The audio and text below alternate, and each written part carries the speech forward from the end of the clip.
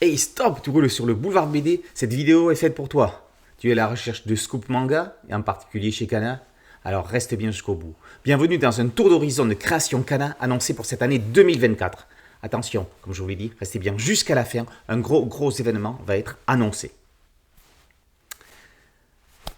La princesse Myrtis rêvait d'un plus beau cadeau pour son anniversaire. Journée spéciale dédiée à son bonheur. Elle devrait être encore plus gâtée et choyée que d'habitude. À la place de tout ça, son père lui apprend qu'elle va devoir se marier. Dès à présent, elle perd son statut de princesse et a 3 jours pour apprendre à tenir son rang d'épouse de roi. Règle numéro 1, ne jamais parler la première. Si on veut l'entendre, on le lui fera savoir. Règle numéro 2, ne jamais contredire son mari, qui est le cerveau du couple. Règle numéro 3, être toujours d'une humeur avenante.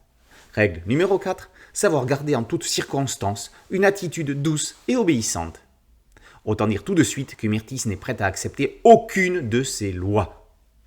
Après Save Me Pity et le one-shot par le pouvoir des dessins animés, voici enfin le retour d'Elsa Brands, la mangaka française la plus drôle du monde. Les premières pages de Myrtis laissent augurer d'une nouvelle saga médiévale humoristique pas piquée des vers. Le premier tome paraît dès ce mois de mars, les suivants sont attendus pour juin et octobre. Après des débuts en auto-édition, Tipiou entre dans la cour des grands, chez Kana, avec les héritiers d'Agion. On est dans le médiéval, mais version plus sérieuse. Nous avons tous droit à une seconde vie en cas de mort précoce, mais il existe une exception, les nouveau-nés. Trop faibles et trop purs, ils ne ressuscitent jamais. Sauf Adalise, celle que l'on nomme la princesse cadavre. Aujourd'hui, son père le roi est furieux. Les jeux d'Oranon ont débuté et elle n'est pas là. Elle est attendue à Sandrekla, capitale de Tyriadoc. Elle est accompagnée du jeune Gideon. Son frère Adel n'est pas franchement ravi de l'arrivée de sa sœur. De plus, c'est aujourd'hui le 10e anniversaire de la mort de leur mère. L'épreuve du jour consiste à combattre un maudit, quelqu'un dont la première mort a été si violente que sa renaissance en a été désastreuse. Celui qui réussira à le tuer sera couvert d'or et de gloire. La mangaka Tipiou démarre une série qui s'annonce étonnante. Premier tome en avril, les suivants en juillet et décembre. C'est dans la boutique d'Artefacts que nous invite Pacha, annoncée comme une trilogie dont les 2 premiers volumes sont prévus pour juin et septembre. Métro, boulot, dodo, vous n'en avez pas marre de cette vie merdique? Vous ne pensez pas mériter mieux? Dans une boutique d'Artefacts, vous retrouverez toutes sortes d'objets magiques capables d'améliorer votre existence.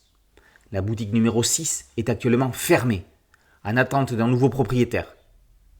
De retour sur Paris, Léo vient d'en hériter de son oncle, mais il n'a pas l'impression d'en être digne. Pourtant, il l'a formé dans son enfance. Tous les objets qui se trouvent dans la boutique ont des pouvoirs. Camille, camarade médium de Léo, tente de le convaincre. Quand une nuit, une mystérieuse visiteuse tente de voler quelque chose sur la péniche du jeune homme, ça va propulser l'héritier au cœur d'un mystère. 4e création européenne annoncée pour 2024, la vie de Otama. La mangaka Keiko Ishiguchi s'adjoint les services du dessinateur italien Andrea Accardi pour un one-shot tout en sensibilité et délicatesse. L'album prévu pour juin est le nouveau scénario de l'autrice de Là où la mer murmure et Les cerisiers fleurissent malgré tout. Automne 1877, à Tokyo, un occidental portant un kimono, italien travaillant à l'école d'art impérial, est venu visiter un jardin japonais dont la beauté n'est pas à la portée du premier venu.